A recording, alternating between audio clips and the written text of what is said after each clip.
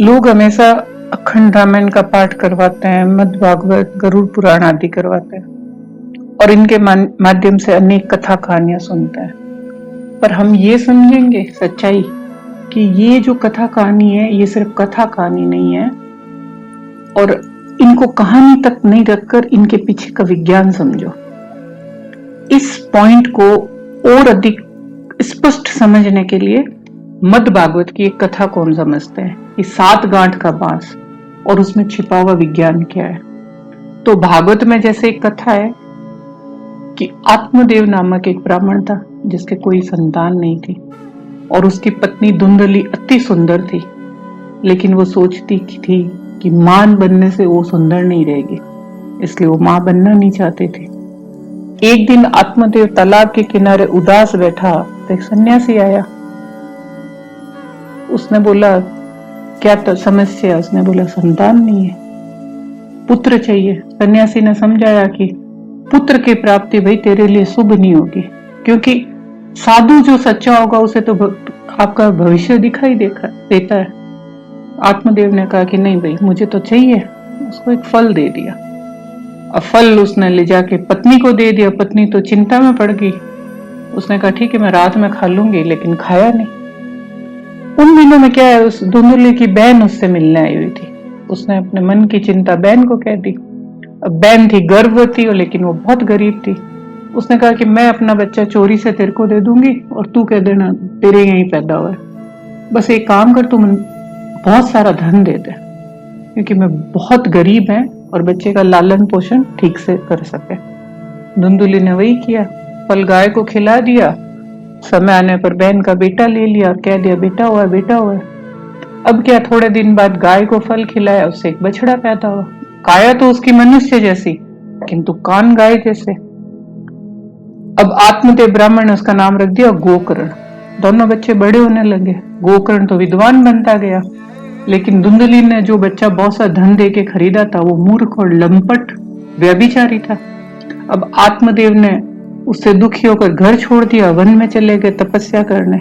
और ये जो धुंधली थी, बेटे ने बहुत तंग किया तो कुएं में कूदकर जान दे दी। उधर वो बेटा था, वेश्याओं में जाने लगा, बड़ी बड़ी चोरियां करने लगा। धन तो चाहिए उनको देने के लिए। एक दिन उसके पास दौलत थी, उसको छीनकर वेश्याओं ने उसको मार दिया। अब वो मरने के बाद प्रेत योनि में पकड़कर तड़फने लगा।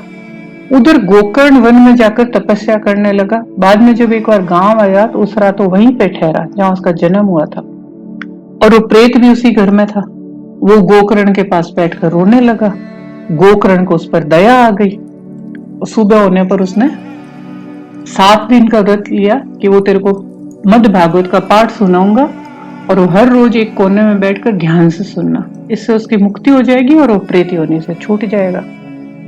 अब गांव के लोग भी गोकर्ण के घर आते, रोज कथा सुनते।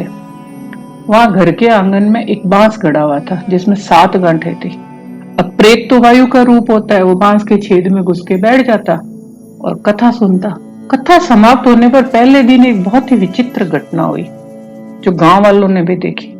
प्रवचन जैसे समाप्त हुआ, बांस की एक गांठ फट गई। दूसरे दिन दूसरी गांठ फट गई। इस तरह 7 दिन में 7 गांठें फट गई, और ये बात केवल गोकर्ण जानता था। 7वें दिन उसकी प्रेत योनि से मुक्ति हो गई। अब हम इसके पीछे का विज्ञान समझे। इसके पीछे का जो गूढ़ ज्ञान है वो ये है कि इस कथा में बांस की 7 गांठें इंसान के अंतर चेतना की 7 अवस्थाएं।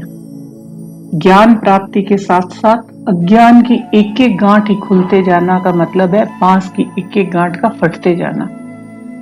हमारे भारतीय शास्त्र में, भारतीय चिंतन में महाचेतना की 7 धाराएं कहा गया है, और इनको योग शास्त्र में मनुष्य के 7 शरीर है। स्थूल शरीर, सूक्ष्म शरीर, अति सूक्ष्म शरीर, मनस शरीर, आत्मिक शरीर, ब्रह्म शरीर और निर्वाण शरीर। और यही मनुष्य की 7 मूर्छित शक्तियां हैं जिन्हें चेतन यंत्र से क्रियाशील करना होता है, संकल्पशील करना होता है और संवेदनशील करना होता है। इस कथा का उद्देश्य है कि मनुष्य को अज्ञान की जो प्रेत योनि है, जो वो भटक रहा है ज्ञान में, उस प्रेत योनि से मुक्त कराना है। अब यहाँ मन में एक प्रश्न उठता है कि क्या कथा सुनने से किसी प्राणी की प्रेत योनि से मुक्ति हो जाती है? जी हाँ, इसके पीछे का विज्ञान ये ध्वनि और स्वरण शक्ति पर आधारित है। संस्कृत मूल रूप में स्वरण भाषा थी, इसीलिए इसको श्रुति कहते हैं। इस भाषा के शुद्ध उच्चारण को केवल सुन लेने से ही प्राणी पर आंतरिक प्रभाव पड़ता है। बस इसी विज्ञान के आधार पर उस दुष्ट प्रेत आत्मा ने मुक्ति पाई। और इन 7 परतों वाली चेतना को सप्तवाणी कहते हैं। यदि हम इस चिंतन की गहराई में और उतर के जाएं तो देख सकते हैं कि हमारा प्राचीन जो चिंतन है एक एक चेतना की 7-7 परतें मानते हैं, जिसको एक सप्तक कहते हैं। और ये सप्तक अपनी 7-7 परतों को लिए हुए 49 तत्व बनाता है, जिनका 50वां तत्व महाचेतना है। तो उसे जोड़कर पूरे ब्रह्मांड को 50 तत्वीय ब्रह्मांड का ज्ञान नाम दिया गया है। इस प्रकार ये 7 गांठों वाले बांस की कथा अपने में पूरे ब्रह्मांड के विज्ञान को समाये। तो ये कहां से ढकोसला है, कहां से सिर्फ आस्था की कथा है, इसके पीछे इस कथा के गूढ़ रहस्य को आप समझो। हिंदू शास्त्र के गूढ़ रहस्य को जानो। इसी तरह पुराणों में कथा है, शुंभ और निशुंभ 2 भाई थे, देवताओं की आराधना की। उन्होंने बोला मृत्यु को प्राप्त नहीं हो। देवता ने कह दिया भाई आत्मा तो कभी मरती नहीं है, इसलिए वरदान तो आपको मिला हुआ है। तो उन्होंने बोला कि तो फिर ये वरदान दो कि पूरी शक्ति हमको नहीं मारे, चाहे मनुष्य हो, चाहे देवता हो, राक्षस हो, पशु पक्षी को। वरदान मिल गया। अब उन्होंने इतना अत्याचार किया कि धरती पे त्राही मच गई। तब देवता ने स्त्री शक्ति को मां के रूप में दुर्गा को जागृत किया, जिनके हाथों शुंभ और निशुंभ का अंत हुआ। अब भारतीय चिंतन के अनुसार ईश्वर अर्ध नारीश्वर है, उसका आधा भाग पुरुष होता है और आधा भाग नारी होता है।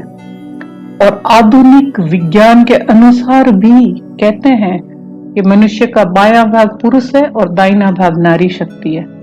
तो इन दोनों को जागृत करके और संतुलित करके देवताओं ने समाज को व्यवस्थित किया। तो शुंभ निशुंभ की कथा के पीछे भी ये गूढ़ रहस्य है, जिसे आप समझिए।